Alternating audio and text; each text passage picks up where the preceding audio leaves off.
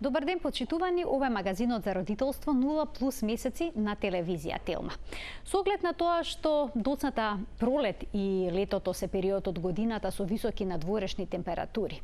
Покачената температура, телесна температура кај децата во топлите денови може да представува вистински предизвик и проблем за родителите. Потребен ли е посебен пристап при незиното случување, при незиното симнување? Што доколку детето качи температура пред поаѓање на летување? Паметно ли е да се патува на таков начин? За сето ова, повеќе од разговорот со гостинката која е со мене во студиото на Телма, доктор Елена Манолева, педијатар од ПЗУ Поликлиника Манолеви. Добре ми дојдовте. Ви благодарам на поканата, добро ве најдов. Ке зборуваме за покачената температура во летните топли денови. Сега сме на прагот на летото, но температурите се високи. Обично се смета дека покачената температура е проблем за зимските студени периоди, но се покажува периодот дека амбулантите се преполни со деца со покачена температура, со растечен нос, со грло. Тоа не е типично за овој период од годината или е, докторке? Не, оваа година навистина е малце поинаква од, да кажам, другите години на доцна пролет. Месец мај секој пат ние период кога здивнуваме од, да кажам, касна зима и рана пролет, од февруари и март па некаде, да речам, до Великден најчесто ги имаме преполни амбуланти со многу респираторни вируси, со многу респираторна симптоматологија, но можам да кажам дека овој мај навистина изненади. Може би да кажам самиот, да кажам, оној штрајк и прекин на одењето во училишта малце го намали интензитетот на работа, за да после тоа повраќањето повторно на децата во училишта и во градинки некако дојде како еден бум и многу нетипично за овој период од годината. Ние веќе очекуваме, нели, обично пред распустот веќе мирно, смирени амбуланти, но месец мај навистина беше еден многу турбулентен месец во кој што навистина невообичаено голема респираторна симптоматологија, голем број на инфекции и горно и долно респираторни инфекции, кои што, да кажам, некако ги гледаме баш во тој период или да речеме месец октомври или месец март, април, што беше невообичаено и секако доколку на тоа се надоврзат, да речеме, оние пролетно-есенски бактериски тонзилити, фарингити, ринофарингити, понатака рана и доцна пролет се секој пат нели алергиите присутни и плюс варичелата како болест која што секој пат имаме во есен и во зима како сезонски заболувања, која ќе земете комплетно. Навистина месец мај беше еден месец во кој што буквално имаше секаква патологија, преполни ординации, што не беше случај, да речеме, со другите ординации кај повозрастните, каде што беше релативно мирно. Така да најверојатно самите, како што кажавте, големата промена можеби на температурите.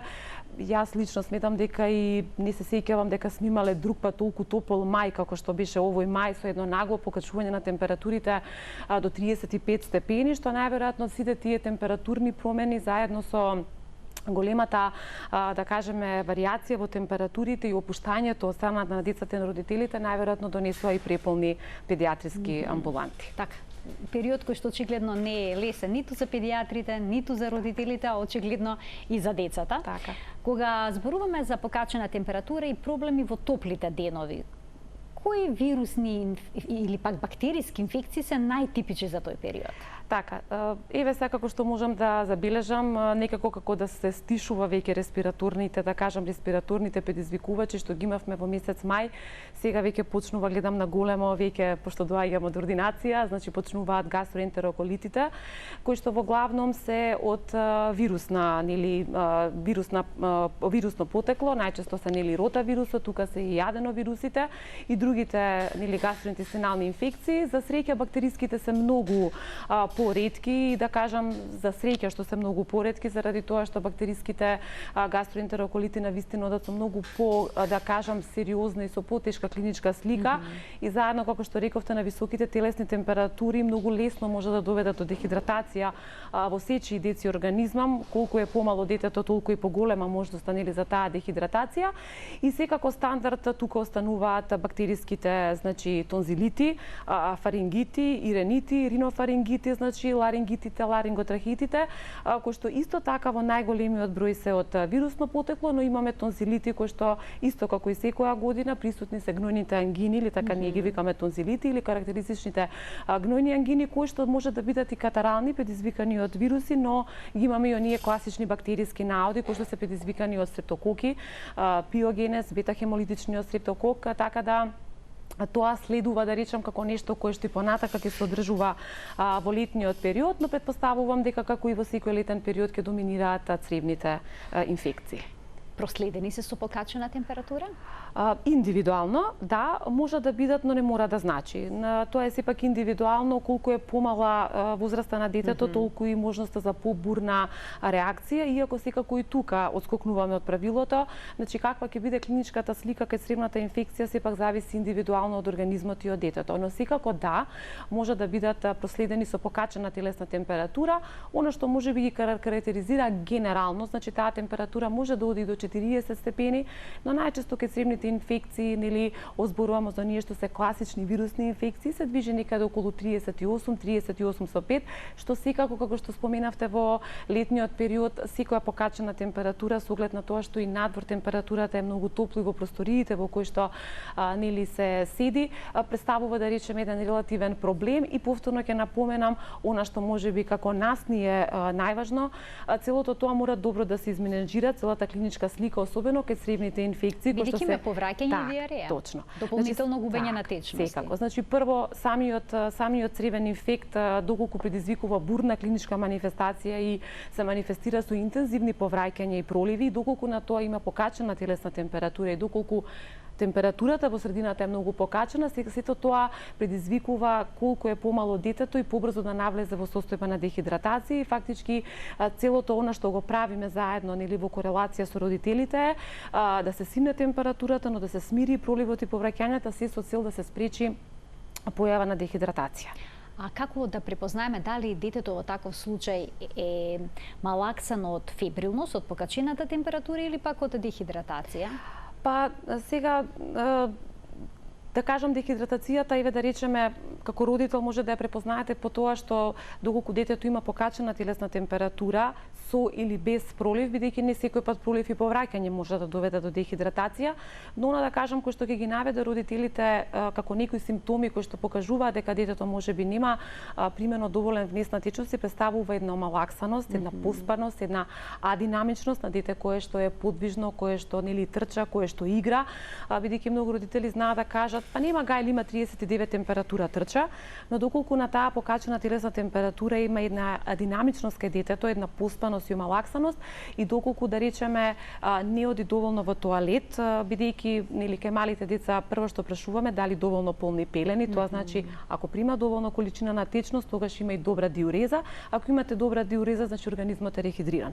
Тоа е за кај помалите деца, кај бебињата до првата година, кај децата до втората година, а кај поголемите деца исто така има намалено одење, значи во помала нужда и во тоалет, и доколку е проследено со овие претходни работи што ги кажав, тогаш е прва индикација која што треба да го донесете од детето на лекар.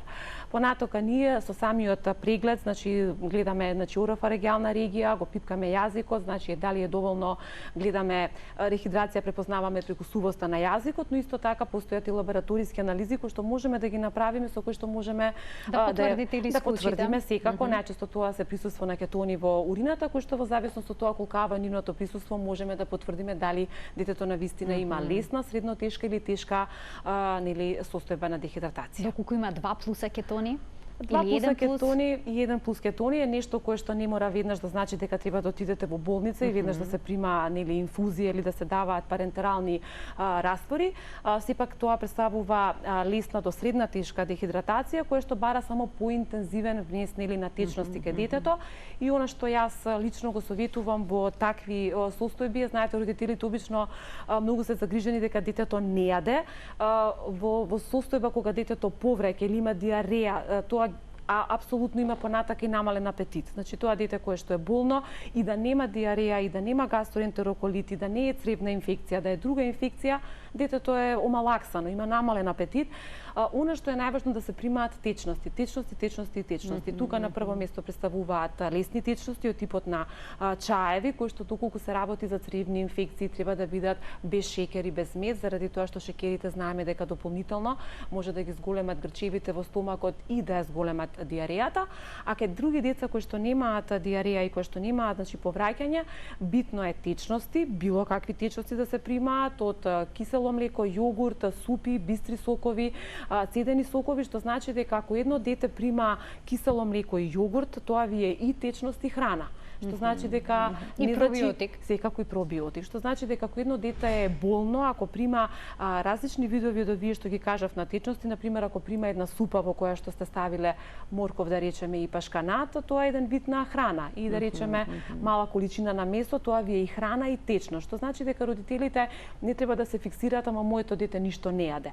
Да, вашето дете ништо не јаде, но доколку течноста што ја прима е во облик, како што кажав, јогурт, кисело млеко, супа, други видови на течности кои што да речем имаат протеинска и нутритивна друга енергетска вредност, тогаш детето ќе го задоволи и нутритивниот внес, значи на хранливи продукти, и ќе задоволи внес на течност, и на тој начин ќе остане и добро рехидрирано, а организмот ќе има доволна енергија, доволно протеини за да може имунолошкиот систем да се избори правилно со таа моментална инфекција со која што детето се бори. Дали може родителите, доколку бебето го преоблечат повеќе слојно или пак го покријат со кебенце кога температурата е висока, да му ја покачат телесната температура? Да, може. И како да знаат дали го прегреали или бебето е фебрилно? Многу едноставно. Значи, прво што препорачуваме е да се расоблече бебето, значи да се отскрие, да се облече, да речеме, еве препораката која што јас ја давам на родителите, секогаш прашуваат како да го облечам бебето во летниот период. Па речи си слично како што сте облечени вие. Значи не може бебето да носи 3 бодиња или 2 бодиња и блуза од озгоре, да носи плюс доле чорапчиња и некои палтолончиња, вие сте расоблечени по една мајца. Значи едно тенко памучно боди кое што може да биде 3/4 или па и долго боди, со едни тенки лесни памучни палтолончиња, нешто кое што е доволно, и секој пат чорапчиња на ножињата по потреба. Нели може да се вадат и да се ставаат во зависност од тоа мајката ќе го фати детето, доколку е ножињата се ладни ќе стави, доколку не ќе ги извади. Има деца кои што може да ги приметите, ние ги викаме сакледжи, едноставно реагираат со вознемиреност, плачливост, понатака потење во главата, тоа е некој знак дека треба да го расоблечете. Сега, доколку се измери покачана телесна температура, а доколку детето нема никакви други симптоми, значи никој во фамилијата нема симптоми на болест, доколку нема секрет од нос, нема кивање позачестено и нема подкашлување, тогаш убаво е да се расоблече и да се измери температурата после тоа. Најчесто кај бебињата и заради тоа температура до 37,3 може би да речам не ја сметаме за температура, значи до 36,9 ја сметаме за нормална температура. 37 ни е веќе температура што ние ја викаме субфебрилност, може, но не мора да значи дека ќе се качи температура. Е сега кај бебињата до 37,3 па дури до 37,5 ја сметаме за некоја температура која што ја земаме под обсервација и не секој пат нели ја земаме дека навистина е температура, но доколку тоа се случува во период од 24, 48 или 72 часа и доколку се појават и други симптоми, тогаш веќе го креваме алармот малце на повисоко, бидејќи колку се бебињата помали, температурата ни е многу значаен фактор и да речем сме многу по внимателни кај бебе кое што има температура и кај таквите состојби веќе во првите 24 часа ја наблюдуваме и да речеме ја обсервираме состојбата. Колку е поголемо детето, да кажам, не дигаме толку паника, после 24 часа до 48 часа оставаме време детето да се обсервира, да се види дали ќе се појават некои други симптоми, па после тоа да видиме што понатака ги би превземале. Понекогаш покачената температура кај бебето родителите ја поврзуваат со избивањето на запчињата. Поврзано ли е? Лично сметам дека не. Она што јас да речам како искуство можам да го кажам, не сметам дека директно е поврзано, но индиректно може да е поврзано од аспект што обично во период кога децата вадат, кога никнат забите, прво имаат намален апетит, внесуваат помалце и храна и течности, заради тоа што имаат болни отечени непца.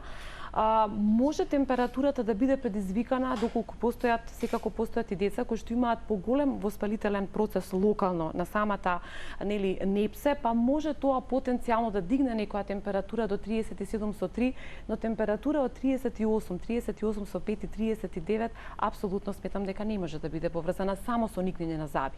Но во тој период заради помалиот внес на храна, заради дехидратација, кои што тоа се се битни параметри кои што го јачаат имунитетот го јакнуваат имунитетот на детето, затоа најчесто се случува кога децата вадат зъби, родителите да сметат дека причината е покачена температура од тоа. Според мене е комбинација од намален внес на течности, намален внес на протеинска храна, падна имунитетот кој што во комбинација во контакт со постаро сестриче, братче, други другарчиња со кои што родителите се дружат, значи со други помали деца, можноста најверојатно да се добие некаква вироза е многу поголема во тој период и тука веќе настанува комбинација покачена температура која што имаме воспалени непса, намален апетит, намален внес на течности, целото тоа во комбинација со некоја вироза качува температура која што повисока од 37,5 веќе 38-39. Понекогаш се случува родителите да речат моето дете качи температура од како испи ладна вода, ладен сок или пак изеда сладолед. Го фати грлото и тоа е причината за температурата. Постои поврзаност? Па да, постои поврзаност. Не сите организми се исти. Имате родители кои што ќе ви кажат да, детето пие ладна вода од фрижидер и ништо не му е така е навикнато. Но сите ние како индивидуи посебни, значи никој не е ист еден со друг, така и децата, не секој исто реагира на различни стресни состојби. Некој има, јас тоа ги викам слаби точки. Сите ние имаме по некоја слаба точка во нашиот организам. Некој дете прави бронхити, некој е спуштена плуќа, некој има алергија, некој има прави чести ларингити и ларинготрахити, некој деца прават тонзилити. Што значи дека во зависност од тоа што е да речем одредено слабата точка кај детето, од тоа ќе зависи дали таа ладна вода ќе предизвика во моментот нешто. И сега да, ако детето е препотено, трча на 40 степени, препотено е, организмот е затоплен, секако ако тоа дете земе една ладна кока-кола или ладен сок од фрижидер, рачунете дека тоа представува еден вид стрес на организмот, а стресот на организмот подразбира лачење на одредени адреналин, кортикостероиди кои што паѓа имунитетот и во моментот доколку тоа дете да речеме има локално во моментот бактерија која што е само клицоносител на одредена бактерија, мал пат на имунитетот може да предизвика таа бактерија веќе да стане активна и да предизвика воспаление. Што значи дека не се тука работите црно-бели.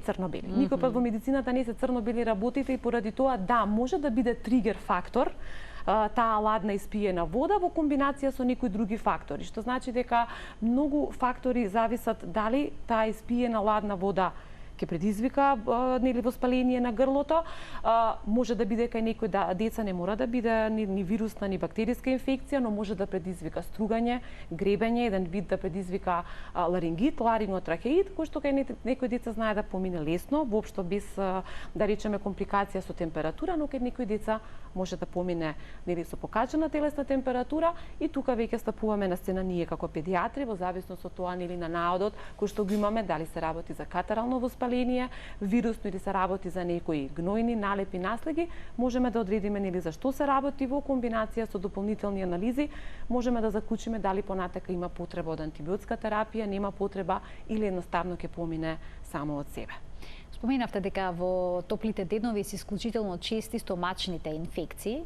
Така. Во овој период од годината децата јадат сладоледи, потоа разни расипливи продукти има околу нас. Така. Каков е ризикот од појава, да речеме, на салмонела и дали во тој случај диаријата ќе биде проследена со висока температура? Да, значи како што рековме на почетокот, да кажам вирусните гастроентероколити, да кажам може да додат со висока температура, но не мора да значи индивидуално зависно од детето. Веќе да кажам бактериските инфекции малце се посериозни заради тоа што тие знаат да предизвикуваат, особено салмонелата, знаат да предизвикуваат профузни, обилни течни столици кои што често пати понатака преминуваат, значи тие може да бидат 8, 10 и повеќе на број во текот на денот, предизвикуваат добиваат карактеристична крвава слуза во столица и плюс дополнително тоа знаат да одат и со високо покачена температура, што секако да кажеме и тоа е индивидуално, нели од дете на дете, но сепак малце предизвикуваат поназначена клиничка слика, што треба да бидат нели веднаш знак дека тука и дехидратацијата многу побрзо оди заради тоа што самото родителот колку и да се труди, значи тука да надокнади течност, вие едноставно не можете ако имате 8 до 10 профузни проливи кои што се како вода, течни, дополнително на тоа има гадење, нагло за повраќање, веќе тука да речам тие се малце по сложени состојби кои што треба да бидат параметар за докторот, за родителот, веднаш да го однесе детето нели на лекар и понатака да се види што. Антипиретиците нели тука обавезно помагаат да се намали температурата и да се смири, да речам, да се оневозможи што помалку да се дехидрира. И сега, како што рековте, мора во летниот период да се внимава, значи се што ќе се пие, доколку не се испие, сега зборуваме бебиња кои што пијат адаптирана млека, формула, значи не треба да се оставаат на собна температура. Сите да речеме овие работи, како што ги рековте, се што е правено со јајца или сет она што содржи месни продукти, особено ние кои што не се доволно термички обработени, кои што да речеме не знаеме, ние не сме ги приготвувале, сме ги купиле од надвор, со оглед на тоа дека не знаеме колку се тие термички обработени, а знаеме дека салмонелата на високи температури, значи таа брзо се размножува, а тоа најчесто е нели од јајца може да биде или од необработено доволно термичко јајце или месо, што значи дека доколку не сме сигурни за потекот од каде што купуваме, секоја храна која што седи да речеме повеќе од 15-20 минути надвор на собна температура, таа е веќе храна која што е подложна, ризична, да не правиме муавет дека тука се големо присуство на инсекти во средината кои што може да пренесуваат мувите, кои што знаеме дека се преносители на многу инфекции, што значи дека секоја храна која што сте ставиле на недобро место за чување, која што е откриена, која што може да биде нели во контакт со муви, со инсекти, понатака која што седи долго време на сонце,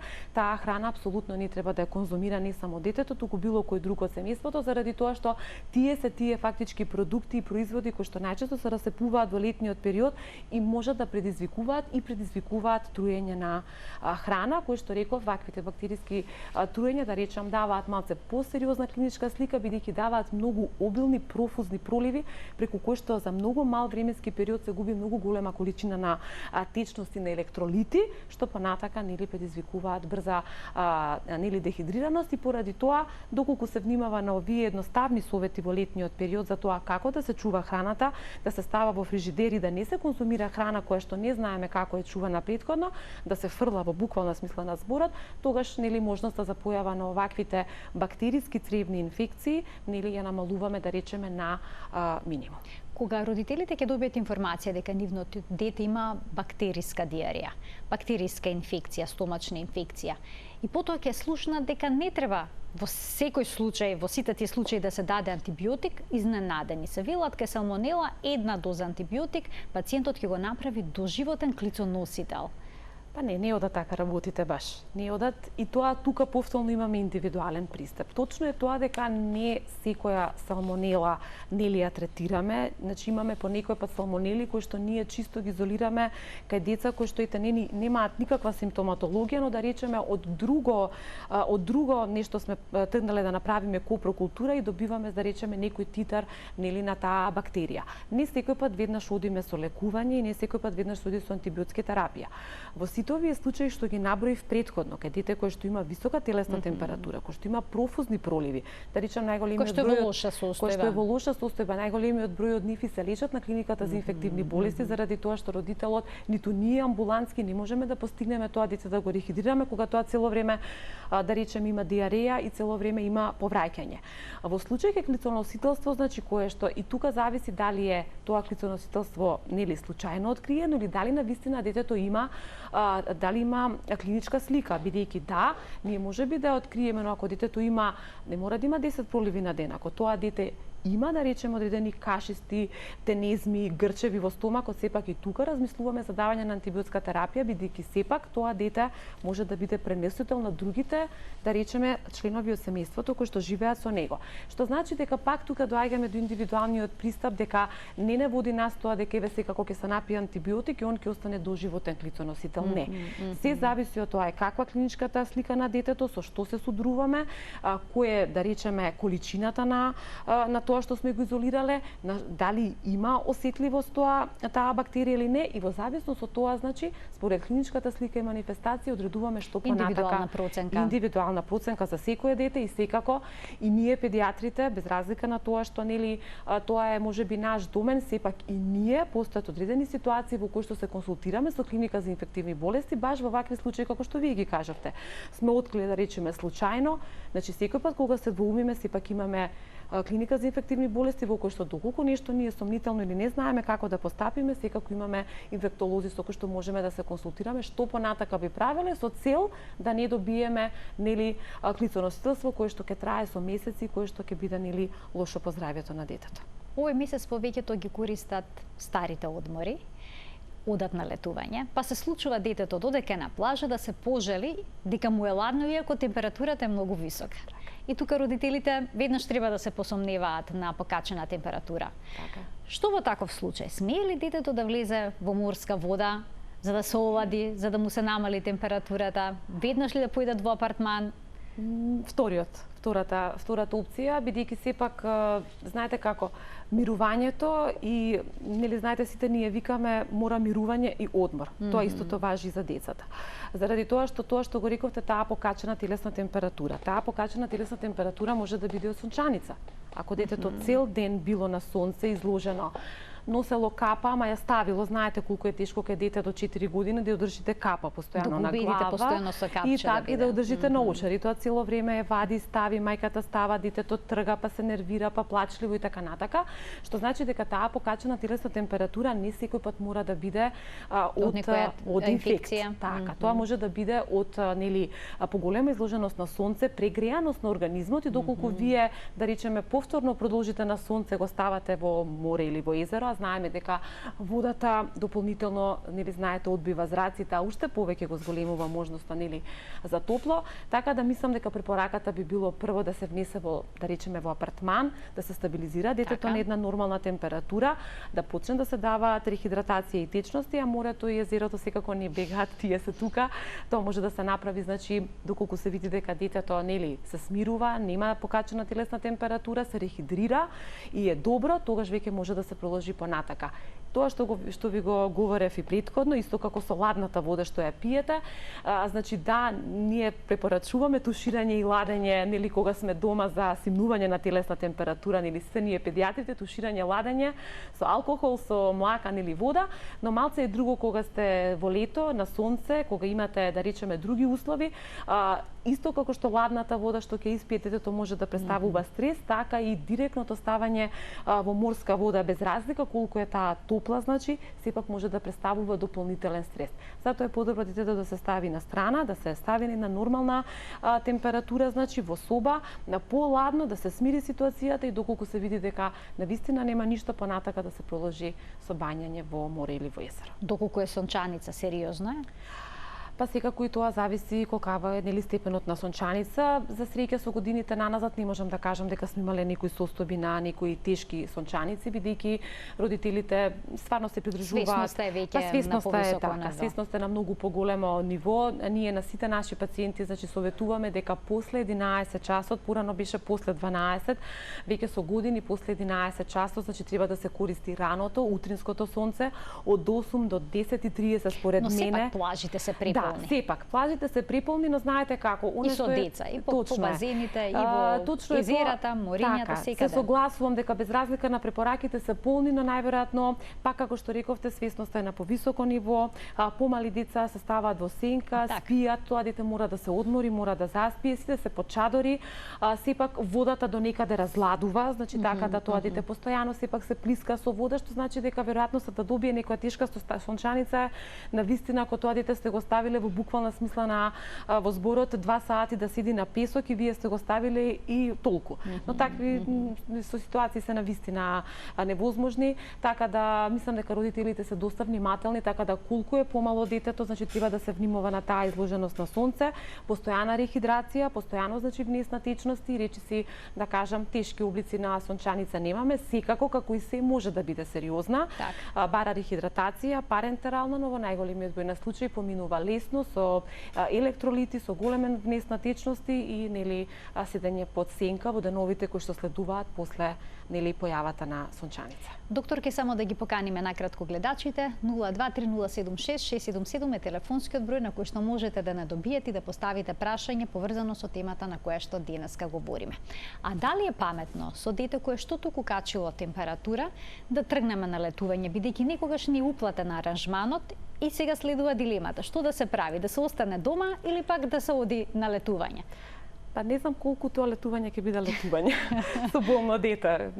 Мислам дека нема... Некој смета дека еве морскиот воздух е лековит и морската вода. Па сега знаете како сум имала такви случаи во праксата и доколку значи клиничкиот аспект на детето е добар, доколку лабораториски се е мирно, доколку се работи за дете кое што е поголемо, кое што прима течности, кое што да речам родителите ќе мислат дека може да се справат нели таму, тогаш да речам до некаде да.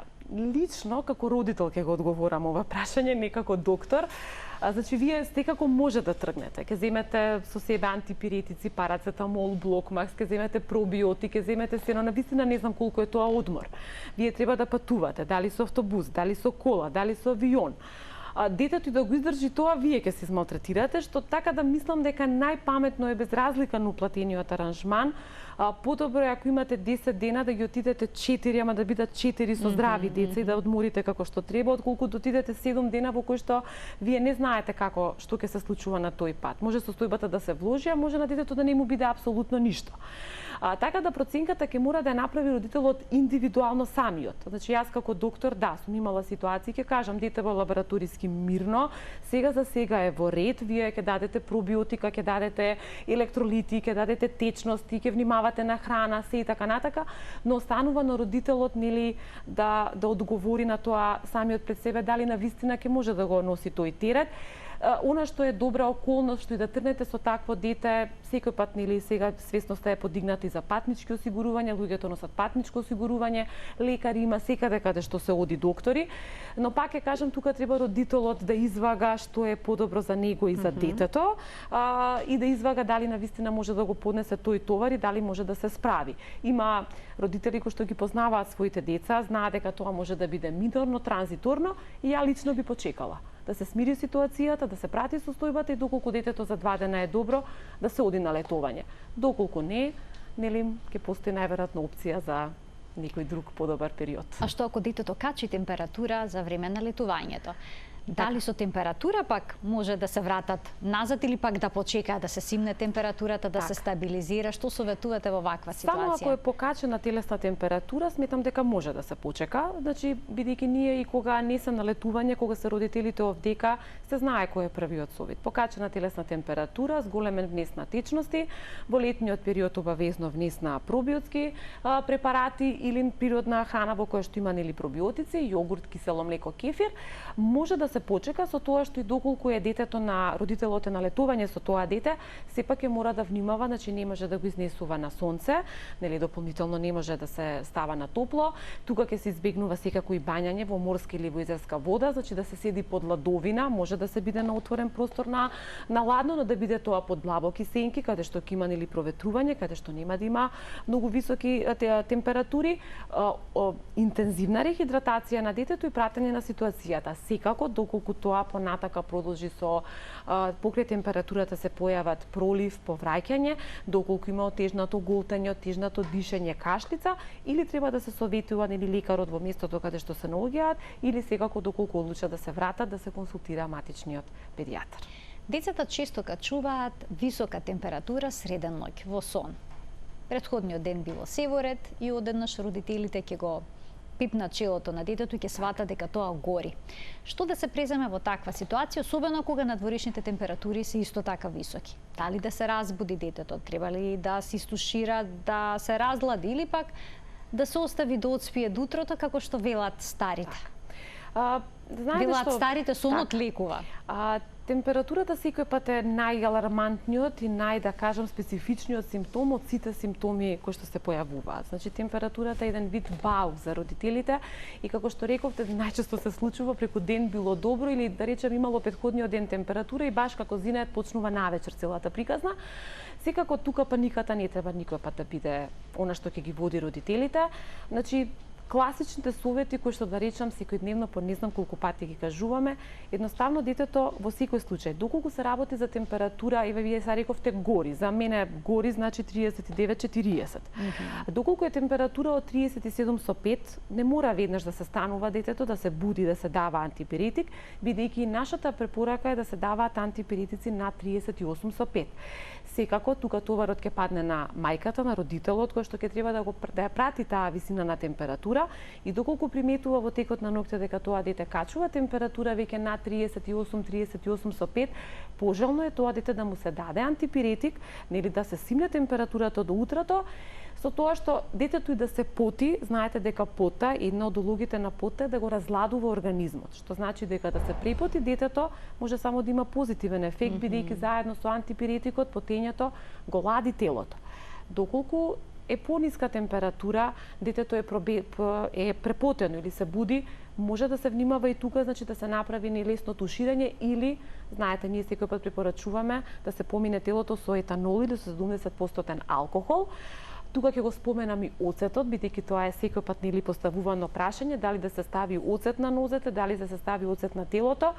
Морам, значи, на родителите да им кажам да бидат особено внимателни со оцет, особено Зошто? Заради тоа што знае да прави опекотини на детската кожа. Колку е помало детето и колку е понежна кожата, имаме видено и такви случаи на страшна иритација, дури како еден вид на опекотини на кожата, особено зборам за оној класичен вински оцет, нели црвениот класичен оцет. Доколку се става оцет, ќе мора да се разреди. Тоа исто како алкохолот, да се разблажи, исто како што препорачуваме 70% алкохол, бидејќи постои 90%. Како што препорачуваме да се разлади алкохолот, така препорачуваме да се разлади доколку навистина немате да речеме во моментот алкохол, можете да користите оцет, мора да биде разладен со вода заради тоа што може да предизвика интензивни дразби на местото каде што е аплициран и на нозето, по некој пат родителите знаат да го стават и на градите и тоа да предизвика.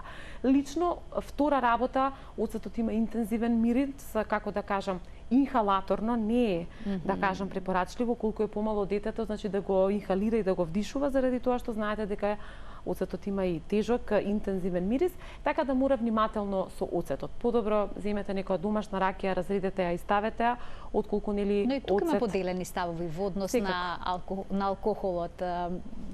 Алкохолот зошто се вака? Зошто се поделени ставовите? Што е проблемот? Мислам, тоа се некои препораки кои што ги има и кои што се уште ние ги даваме. Искрено не знам, најверојатно секој пат постојат нели различни правци, различни групи, но во секој случај јас лично, еве ќе кажам, примерите кои што сум ги гледала, тоа ми е нешто што ми останато од мојата специализација по педиатрија. Дежурав со стари сестри кои што верувате на вистина по 1,5 степен до 2 се знае со алкохол. Ќе го седнете детето, ќе го разголите и во буквална смисла ќе земете на памук со голема количина, ќе едноставно како да го седите на него и го ставате да се исуши на вистина, по половина час добивате за 1,5 степен помала температура.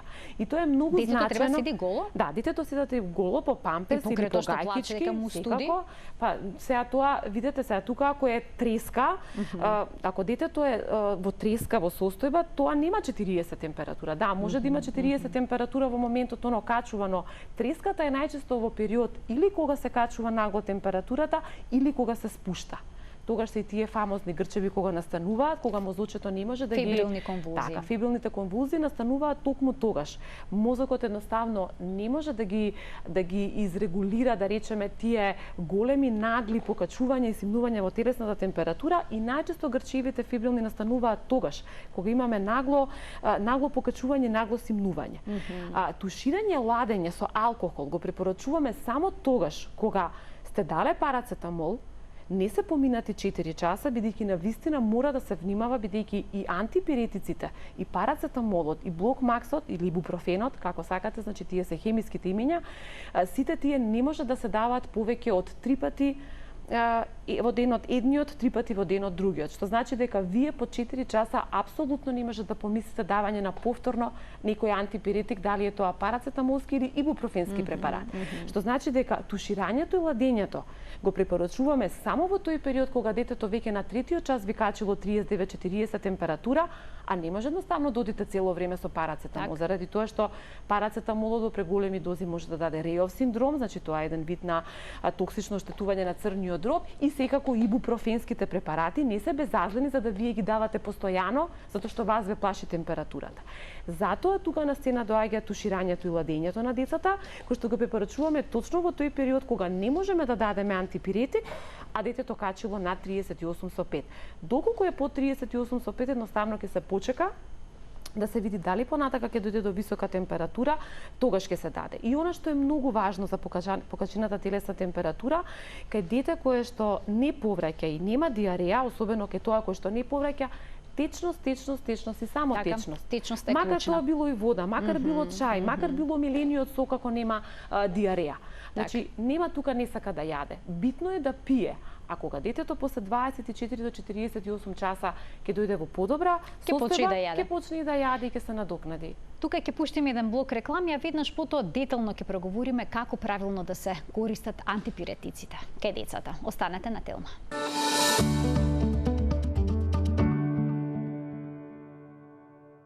Зборуваме за една исклучително непријатна ситуација, покачена температура кај детето кога температурите се исклучително високи. Доктор Елена Манолева-Николовска од ПЗУ Поликлиника Манолеви е денеска во студиото на Телма, така како педијатар појаснува се што е важно и е поврзано со начинот на симнување на температурата во детска возраст кога надворешните температури се многу високи.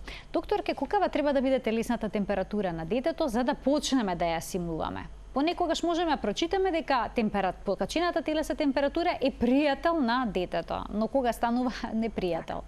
Тоа е вистина. Значи, како што напоменав претходно, температурата е секој пат баук и да речам, најзначајниот симптом на кој што родителите добиваат паника, стрес и реагираат. Но оно што е најважно да се каже дека температурата е првиот симптом како реакција на имунолошкиот систем, што значи дека организмот температурата ја користи како начин за да го невозможи понатамошното ширење на инфекцијата во организмот, бидејќи најголемиот број на микроорганизми на температура над веќе 37 степени се уништуваат и не може да се размножуваат.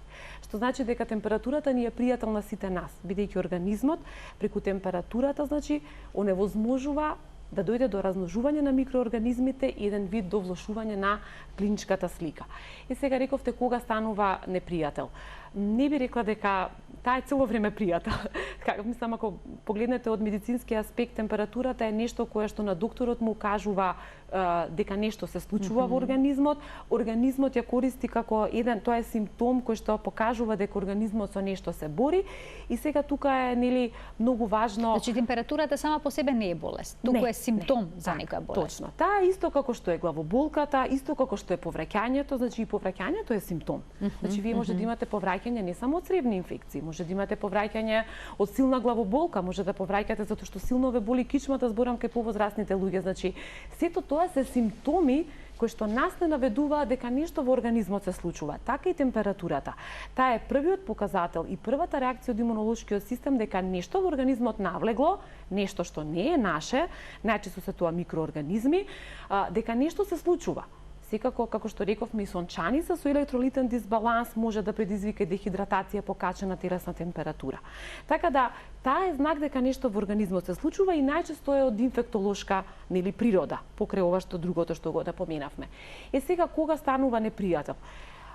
Не би рекла дека таа некој па станува непријател, но нас ни е многу важно како доктори колкава е должината на трењето на температурата, бидејќи не е сеедно дали вие имате само 24 часа температура, само еднаш сте дигнале температура, или да речеме имате 7 дена, секој ден во одреден временски период имате покачена телесна температура. Целото тоа е нешто кое што наведува нас докторите во кој правец да размислуваме, да ги зголемиве, да ги прошириме испитувањето и да видиме дали тој организам е способен да се избори. Некој организам ќе биде способен да се избори веднаш, некој значи ќе му треба помош, без разлика дали се тоа супортивна терапија од витамини, пробиотици, дали тоа ќе бидат некои да речеме имуностимулатори или имуномодулатори или дали тоа ќе биде антибиотска терапија. Тоа е нешто веќе што го одредува докторот. Така да значи температурата треба да се свати еден симптом кој што е позитивен и кој што има за цел нели да го ослободи нашиот организам од она со кое што се бори. Сега, и тука е дискутабилно што е да речеме лоша температура. Некој пат може некој дете да има 3 дена 40 температура, после тоа да помине како ништо да не било, да не развие никакви други симптоми, а некој дете може да има 37,5 температура, да тлее, да е омалаксано, да е адинамично, да е апатично, да нема апетит, дополнително со други симптоми, што значи дека висината на телесната температура не секој пат корелира со тежината на клиничката слика и со тежината на болеста. Така да, она што е на родителите, значи прво дека не смее да има паника. Сега препораката ме прашавте до кога температурата нели е пријател, кога станува непријател. Сега секако мораме да му помогнеме на организмот и да се бори, бидејќи превисоката температура, рековме, преголемото потење, дехидратација, може да го воведе во еден друг стадиум и заради тоа веќе имаме да речеме некоја граница до 38,5, нели не даваме антипиретици, дали се тоа парацетамол или се ибупрофенски препарати, и веќе над 38,5 веќе препорачуваме давање на рековме овие препарати. Сега кој би бил првиот избор? Парацетамол. Парацетамол секогаш? Така. Зошто? Парацетамол едноставно ибупрофенот е добар како препарат, тој е многу помоќен и е многу да речам потентен во однос на парацетамолот. И ибупрофенот е добар заради тоа што тој има покрај антипиретично, има аналгетско и антивоспалително дејство, за разлика од парацетамолските препарати кои што во принцип имаат само антипиретично и аналгетско дејство. Значи смируваат болка, намалуваат температура, а ибупрофенските препарати нели имаат и антивоспалително дејство. Сепак, први препарати, како што напоменав, не се безазледни препаратите и едноставно мора да се биде внимателен, заради тоа што не сме стравот од покачената температура да не воведе во некои други состојби во кои што детето ќе го интоксицираме со овие антипиретски препарати, што значи дека правилото е јасно, би било убаво до 38,5 да не се дава антипиретик, освен со исклучок, тука морам да напоменам, децата кои што имале барем еднаш фебрилни конвулзии, кои што еднаш поминале низ таква епизода, кај нив се знае дека не важи тоа правило, кај деца кои што имале веќе еднаш фебрилни конвулзии до 5-та година од животот, со тоа што можат повторно да се повторат, во таквите случаи се дава антипиретик се дава веднаш и на 37,5 температура, значи не чекаме детето да развива температура.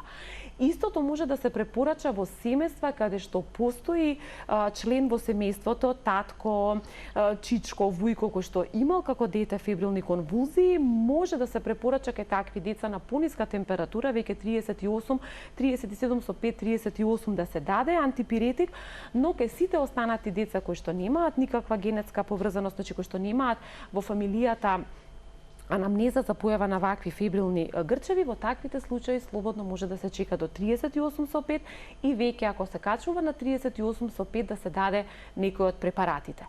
Сега, рековме дека минималното време помеѓу две давања, значи без разлика дали тоа ќе биде парацетамол или ќе биде ибупрофен, мора да поминат најмалку 4 часа. Смјат наизменично да се дават, некогаш родителите тоа го прават во ситуација кога температурата е упорна, не се симнува. Ние тоа и наша препорака меѓу другото, значи заради тоа што максимално во 20 еднаш бруфен, ибупрофен, еднаш парацетамол. Тие се различни, на 4 часа. Тие се значи различни по својот состав, значи парацетамолските препарати може да се примаат најмногу 3 пати во денот и ибупрофенските препарати исто така можат максимум 3 пати во денот. И кога ќе земете фактички на 4 часа едниот, ама другиот веќе сте го дале пред 4, поминали уште 4, 8 часа, што значи дека ќе ви дојде на 8 часа парацетамол, на 8 часа ибупрофен. Секако и тука треба да се биде внимателен. Зошто? Заради тоа што нема потреба дополнително да се организмот да се изложува, бидејќи црниот доб покрај тоа што се бори со инфекцијата како главна хемиска лабораторија, треба нели да ги чисти токсините од препаратите кои што ги даваме. Доколку детето гледате дека е само 38 со 5 на граница, може да почекате, да поминат и 5 часа и 6 часа. Секако ако има 40 температура ќе дадете, но ако е помала температурата, ќе гледате што помалце да давате и што повеќе да го разликувате периодот помеѓу две давања. Како што споменавте со разладување, како што се туширање, но не споменавме дека кога детето се тушира со млака вода не сме да биде наквасена главата. Така. Не препорачуваме главата заради големиот стрес, заради тоа што едноставно детето и отака е вознемирено, значи доволно е само од градите надоле, значи по целото тело да биде тоа разладување и тоа туширање и ладење што го кажуваме. Секако тука важно и расоблекување на детето, понекое буквално тенко памучне блузиче за да може телото да дише и да испарува таа да речеме висока телесна температура. Што значи дека да, ги разбираме родителите дека имаат страф и паника, но секако не треба да се оди во крајности, треба да се внимава и со давање на антипиретиците како препарати и родителите да се трудат во меѓупериод, туширање, ладење и зголемен внес нели на течности, па макар тоа било и само чиста вода. Значи и водата пие, организмот едноставно се рехидрира, натеси постојат во метаболизмот, организмот е така создаден да може да ги регулира, да кажам, електролитните дисбаланси до некој одреден степен, што значи дека оваа препорака која што ја даваме е буквално во првите 24 до 48 часа. Доколку во тој период нема подобрување на состојбата, детето и понатака крива температура на 4 часа, и тогаш веќе значи стапуваме ние на сцена во однос нели на прегледот и рековме и понатака анализите кои што ќе ги правиме, ќе одлучиме како понатака ќе се справуваме и дали ќе оставиме тоа дете да оди само со таа терапија или ќе внесуваме нешто дополнително. А како да се даде антипиретик на мало дете? Па добро, интересно прашање кое што нели повеќе родителско отколку да кажам педиатриско, но јас мислам Сигурно ви го поставуваат прашањето, бидејќи не успева да го дадат сирупчето во потребна доза, ќе го плукнат, никош ќе го повратат. Точно е. Тоа е апсолутно се согласувам и тука секој пат доаѓа второто прашање, се случува да дадат парацетамол и детето веднаш да поврати. И сега тука е дилемата дали повторно да дадат. Дали повторно да се даде. Доколку навистина повраќањето е веднаш, непосредно по давање на антипиретикот, тогаш може да се повтори половина од дозата. Втората опција е да се почека едно половина час до 45 минути да се види дали температурата ќе почне да се намалува, бидејќи и од моментот на давање на препаратот сепак потребно е време организмот да го ресорбира, да го ресорбира во организмот за да тој почне да делува, што значи дека некои 30 до 45 минути, особено кај многу висока температура, е потребно време за да се види ефектот на парацетамолот или на ибупрофенот. Родителите очекуваат веднаш да видат резултат. Точно веднаш го стават топломерот после 2-3 минути. Така е, и заради тоа треба да се 30 минути. Па некаде некој па знае до 1 час. Секако зависи тоа што има во детскиот организам. Дури може до 1 час да биде ако детето е најадено и стомакот е полн со храна, организмот истовремено ја метаболизира храната, па треба меѓу целото тоа да го метаболизира и парацетамолот, па да почне неговото дејство. Тоа е исто како вие, кога ќе земете апче на гладно, веднаш ви делува, кога ќе земете на најаден стомак, му треба време, нели, пошто во организмот си постојат процеси, начини на кои што тоа се случува. Така да многу работи делуваат, дали ќе делува веднаш парацетамолот или не. Сега секако тука постојат и други облици, знаеме, нели, чепчиња. Така, чепчиња. Ги препорачувате? Така.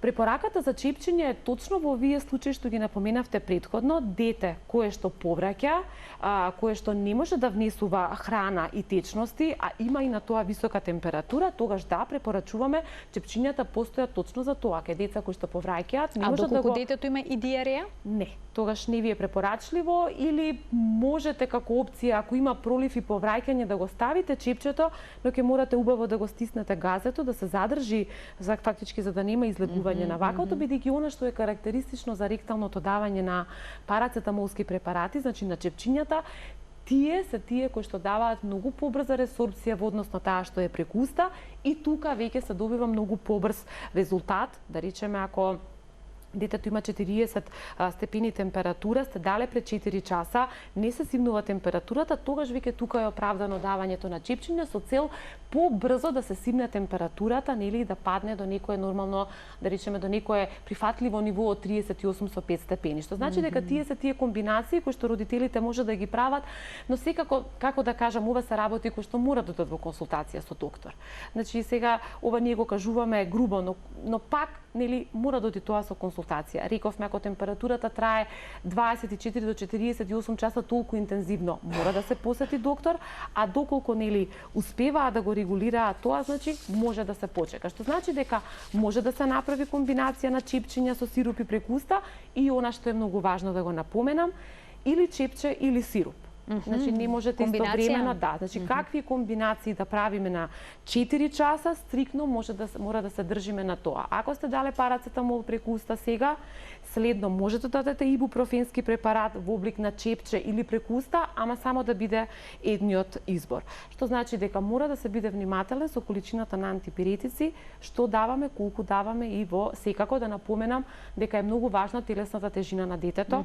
Значи педијатарот и докторот мора да одредат точно која е тежината според тежината. Така, бидејќи на сиропчињата е наведено според возраст, но не секогаш одговара тежината на детето на возраста. Некогаш е помала, друг пат е поголема. Апсолутно. Има сирупи кои што се градирани според телесна тежина и тие се лесни заради тоа што ако знаете телесната тежина на детето, ќе ја знаете и нели колку да дадете, но во сирупи во кои што на пример пишува да речеме 5, 10, 15 милиграми на килограм, тоа е нешто кое што нели дали е поделено на 4 часа, на 3 часа, тоа морате во консултација со доктор, што значи дека мора внимателно, значи да се прилагоди не само према висината и према саатите кои што ги даваме, туку мора да оди според телесната тежина на детето, нели, за да не дојде до интоксикација со некој од овие препарати. И моето последно прашање, накратко, има ли начин да се превенираат овие проблеми додека сме на летен одмор? Можеме да го зајакнеме имунолошкиот систем за да речеме имаме поздраво дете кое што ќе поминеме полесно на летен одмор. До 100% не можете ништо да превенирате заради тоа што сепак се работи за патување, се работи за потење, препотување, ладење, влегување од една во друга просторија, понатака децата фаќаат, пипаат, внесуваат се во уста, што значи дека не можете 100% да се заштитите нити од цревни инфекции, нити од респираторни настинки во летниот период, но на кој што можете да го направите, значи секојдневна, не само кога е болно детето, постојана внес на течности и тоа квалитетни течности, свежо цедени сокови, понатака детето зависно што сака, овошје, свежо овошје, свеж зелен шук направено во облик на смути, направено во облик нели на салати, значи во зависност од тоа што повеќе конзумира детето. Понатака може во летниот период да препорачам давање на пробиотски култури, доколку детето не внесува преку храната, значи убаво би било децата да внесуваат во текот на денот по една чаша јогурт или кефир или кисело млеко, но доколку нели има деца кои што едноставно не ги сакаат тие вкусови или не внесуваат, убаво би било во летниот период, бидејќи цревните инфекции се на прво место, но не само цревните инфекции, знаеме дека дигестивниот систем е првата одбрана на организмот, а цревата се тие кои што се првите кои што ги прифаќаат сите, да кажам, микроорганизми внесени во организмот преку уста, што значи дека локалната бариера во цревата е најважна, доколку сакаме да ја зголемиме, доколку не можеме преку вие природни препарати што ги набројав, тогаш би било убаво во летниот период, особено пред патувања, во текот на патувањето и во текот на летниот одмор, нели во зависност од тоа, без разлика дали се на планина, на море или на езеро, да се зголеми внесот на пробиотици, кој што е докажано дека локално го зголемуваат имунолошкиот систем во цревата и на тој начин би се намалила можноста за појава нели на поинтензивни клинички слики на цревни нели и бактериски и на вирусни Обично инфекции. одиме со деца на одмор за да им го зајакнеме имунитетот, но очигледно дека имунитетот се дестабилизира кога одиме од едно место на друго и затоа треба да сме свесни и да ги применуваме сите овие совети кои што денеска ни ги предучивте. Ви благодарам за гостувањето во денешниот магазин за родителство 0+ месеци, секогаш е задоволство со вас да се разговара. Ви благодарам на поканата и се надевам дека ќе имаме и следни прилики. Доктор Елена Манолева Николовска, педијатар од ПЗУ Поликлиника Манолеви, денеска беше во студиото на Тилма. Разговаравме за еден голем предизвик, покачената температура во топлите денови. Ви посакувам добро здравје и помалку предизвици со овие големи предизвици, условно речено, кои што ги набројавме во денешната емисија. До гледање.